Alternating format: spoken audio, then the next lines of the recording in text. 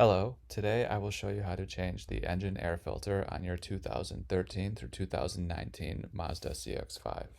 It's basic routine maintenance and it should be done about every 2 years or about every 15,000 to 30,000 miles. The dealership quoted me $65 to do this, but I was able to find the filter on Amazon for less than $15 and it took me like 2 minutes to do, so it's definitely not worth paying somebody else to do this.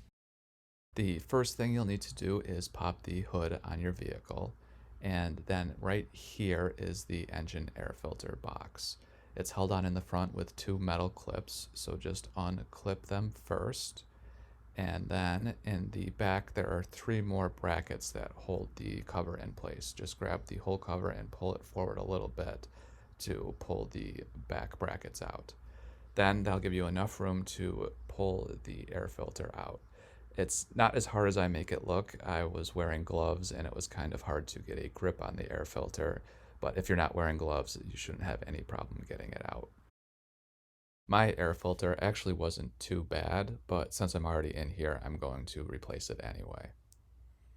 Before you replace the old filter with the new filter, compare them side by side and make sure they're exactly the same, and then put the new air filter back in exactly the same way you took the old one out.